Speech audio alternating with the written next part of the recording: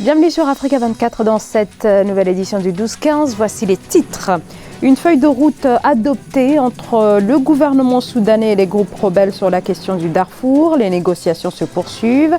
Objectif, un accord définitif début 2020. Amadou Toumani Touré a regagné Mopti depuis dimanche. Beaucoup d'engouement au sein de la population autour de ce retour de l'ancien président dans sa ville d'origine. Amadou Toumani Touré qui se dit prêt à soutenir les efforts visant à ramener la paix dans cette région du centre du Mali. La République démocratique du Congo mobilise ses partenaires pour développer son secteur privé. En République démocratique du Congo, où de nombreuses entreprises sont obligées de déposer le bilan en raison du déficit de financement. Et le dépouillement se poursuit en Guinée-Bissau. 700 000 électeurs étaient appelés aux urnes dimanche 29 décembre pour élire leur nouveau président. C'était le second tour. Il a opposé le candidat du parti d'opposition MADEM, Umaro Sissoko Embalo, à Domingos Simoes Pereira, le chef du PAIGC. Tourner la page de l'instabilité chronique dans ce pays d'Afrique de l'Ouest. L'un des principaux enjeux de cette élection. Le vote s'est déroulé dans le calme, mais ce second tour, à l'issue incertaine, est d'ores et déjà terni par des accusations de fraude lancées par le candidat de l'opposition. Et de son côté, la commission électorale indique que les résultats seront annoncés mercredi 1er janvier. Nous pensons que c'est une étape importante. Les mots d'Ahmed Mohamed, le négociateur en chef sur les questions du Darfour du Front révolutionnaire soudanais. Le gouvernement soudanais et 9 groupes rebelles sont parvenus samedi à une feuille de route visant à mettre fin au conflit qui déchire le Darfour depuis maintenant 16 ans. Et un accord définitif est attendu d'ici le mois de février 2020. On fait le point avec Ange Bijou-Nomenyo. Le Soudan est à pied d'œuvre pour ramener la paix au Darfour. Ce samedi 28 décembre, gouvernement et groupes rebelles ont adopté une feuille de route pour mettre fin au conflit qui déchire la région du Darfour depuis 16 ans maintenant. Pour cette première étape, il était question de voir les différents points de négociation. En soi, c'est une excellente chose de mettre fin à un conflit armé. Mais je crains que le Darfour subisse ce que subit le Soudan tout entier. On a vu ce que a donné la séparation du Sud, des conflits interminables. La deuxième étape du processus de paix va se tenir à Juba, au Soudan du Sud. Les deux protagonistes vont s'y retrouver pour signer un accord devant conduire à une pacification. Le retour des réfugiés, le partage du pouvoir et l'intégration des forces rebelles dans l'armée nationale font partie des questions qui seront abordées au Soudan du Sud. Deuxièmement, je crains que des poursuites ne soient pas entamées comme ils l'ont fait le pouvoir soudanais contre les tueries de Khartoum. Il n'y a personne qui a été arrêté. Le gouvernement de transition du Soudan dirigé par le Premier ministre Abdallah Hamdok a fait de la paix au Darfour une priorité. Le conflit du Darfour a éclaté en 2003 lorsque des groupes rebelles ont pris les armes contre le gouvernement de l'ex-président soudanais Omar el-Béchir. Ces rebelles dénoncent une marginalisation de leur région. Au Libéria, l'opposition annonce le report de la manifestation qui devait se tenir ce lundi 30 décembre dans les rues. Elle entendait dénoncer la politique actuellement menée par le président George Weah au Libéria, pays en crise entre la dévaluation de la monnaie et l'inflation. Alors cette manifestation était jugée à risque. Elle n'a pas été autorisée par les autorités qui ont indiqué n'accorder aucune autorisation à manifester avant la fin du mois de janvier 2020. L'opposition indique que donc sa grande manifestation se tiendra le 6 janvier. Amadou Toumani Touré de retour à Mopti, sa ville natale. L'ancien président malien a réaffirmé la nécessité d'un travail commun en faveur de la paix et de la sécurité dans cette région du centre du Mali où l'insécurité ne cesse de gagner du terrain. Écoutez Amadou Toumani Touré.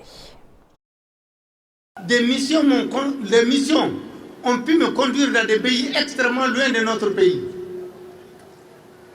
M'attend parfois en jeu ma propre vie. Si je n'ai pas refusé d'aller m'occuper des questions africaines, je ne refuserai jamais de m'occuper des questions maliennes et surtout mon petit ciel. Je m'investirai. Je ferai tout ce qui est de mon possible sur l'expérience que j'ai acquise à travers le temps. Parce que, avant tout et après tout, je suis un soldat. Vous m'avez déjà donné un thème, mais le thème, je reviendrai le développer avec les jeunesses de Mopti de la région de Mopti du Mali. J'ai à les parler, j'ai à communiquer avec eux. Dans l'actualité également, la fin dimanche en Mauritanie des travaux du deuxième congrès de l'UPR, l'Union pour la République, une rencontre marquée par l'élection de Mohamed Ould Taleb Amar à la tête du parti au pouvoir. Mohamed Ould Taleb Amar, actuel directeur général de la Société nationale des eaux.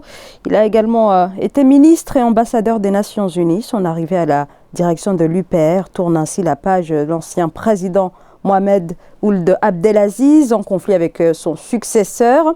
Le parti souhaite donc resserrer les rangs derrière le nouveau chef de l'État, Mohamed Ould Ghazouani. Du nouveau au Burkina Faso au sujet de l'enquête mettant en cause la police antidrogue. Des policiers sont désormais poursuivis. 9 au total pour le décès le 15 juillet 2019 de 11 personnes alors placées en garde à vue dans une cellule de la police antidrogue. Le procureur annonce des poursuites contre les agents pour la mise en danger des prévenus, d'omission de porter secours à autrui et d'homicide involontaire selon les charges retenues par le procureur. Les avocats des familles des victimes saluent une première victoire. 10 millions de dollars, le crédit accordé en République démocratique du Congo à Access Bank, une ligne de crédit du FMO, une institution néerlandaise. Alors ce fonds a été mobilisé en faveur du financement des sociétés du secteur privé. Les précisions de Nelly Claude Ebessa. Le segment des entreprises privées de la République démocratique du Congo a reçu un investissement de 10 millions de dollars. Les fonds alloués à la filiale bancaire du groupe Access Bank sont issus de l'institution néerlandaise FMO. Cet investissement sera déployé pour soutenir Access Bank de la République démocratique du Congo dans ses initiatives de financement des entreprises du secteur privé du pays. Cette facilité contribuera à financer les petites et moyennes entreprises à fort potentiel de croissance tout en soutenant des entreprises innovantes et les nouvelles innovations industrielles du pays. Une aide apportée structurellement à un pays comme la RDC va donc l'aider à renforcer la capacité d'exportation des PME, des entreprises rurales et va financer la compétitivité des chaînes de valeur. Cet appui de la Société néerlandaise de financement du développement constitue l'un des premiers investissements dans le secteur financier de la République démocratique du Congo. Il résulte surtout d'un des programmes économiques accessibles que le gouvernement néerlandais a déployé pour œuvrer dans le secteur privé congolais. La croissance a donc besoin d'un appui structurel au secteur privé pour jouer son rôle dans le paramétrage des équilibres économiques et pour renforcer la compétitivité de l'emploi des jeunes et réduire le chômage et la pauvreté. En rappel, la dotation de 10 millions de dollars au secteur privé congolais intervient au moment où le niveau de financement du secteur privé par les banques commerciales connaît de nombreuses fluctuations. En 2016, les crédits des banques au secteur privé ont atteint 2,4 milliards de dollars, puis ont chuté à 1,75 milliard de dollars en 2017, avant de remonter jusqu'à 2,1 milliards de dollars en juin 2018. Les autorités sanitaires de la République démocratique du Congo ont dimanche fait le point sur le virus Ebola. Elles indiquent plus de 3000 cas de contamination et plus de 2200 personnes ayant succombé à la fièvre hémorragique depuis le début de l'épidémie. Le bilan fait également état de 341 cas suspects qui sont actuellement en cours d'investigation. La République démocratique du Congo fait face à la maladie à virus Ebola depuis le 1er août 2018. Les provinces du Nord Kivu et de l'Ituri, situées à l'est du pays, sont les plus touchées. Au Tchad, une start-up Sister Design veut réinvestir le voile traditionnel, un vêtement porté par de nombreuses générations de femmes tchadiennes. Afin de garder son caractère originel et singulier, l'entreprise met le cap sur une production artisanale. Reportage de notre correspondant Mamat Ramadan, commenté par Nelly Claude Ebessa. Le voile traditionnel a toujours fait partie des parures et de l'identité culturelle des femmes tchadiennes. Pour valoriser et sauvegarder cet habillement essentiel pour les beautés féminines du pays, la start-up Sister Design s'est engagée à promouvoir ce vêtement de qualité artisanale par des défilés de mode. Elle compte redonner goût de cet accoutrement aux jeunes générations qui sont plus souvent fascinées par les styles vestimentaires étrangers. Les voiles importés sont chers ici au Tchad et qu'on ne peut pas trouver ce que l'on veut exactement. C'est pour cela qu'on a dit pourquoi pas entreprendre dans ce domaine et valoriser nos tenues traditionnelles. Pour rendre accessibles ces accoutrements traditionnels au profit des femmes, Sister Design conçoit localement des modèles sur commande avec des teintures et couleurs exigées par les clients. Ces vêtements sont le plus souvent accompagnés par des accessoires, notamment les sacs à main, des chaussettes et des chaussures sur mesure. Nous avons un agenda qui nous attend. En 2020, Sister Design doit former 500 femmes dans le domaine des designs et des conceptions de voiles. Et nous allons aussi ouvrir nos boutiques dans les provinces. Et l'exportation, ça sera fin 2020, l'exportation de nos voiles aux pays voisins. Pour rappel, Sister Design est une initiative de deux jeunes sœurs, Maka Sherif Mahamad et Fatma Abdel Hadi Mahamad.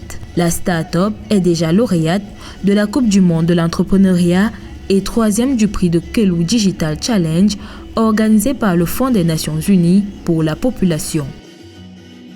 Ce journal a été réalisé par l'ensemble de la rédaction. Merci de votre fidélité. Dans un instant, une nouvelle édition de l'actualité sur Africa 24.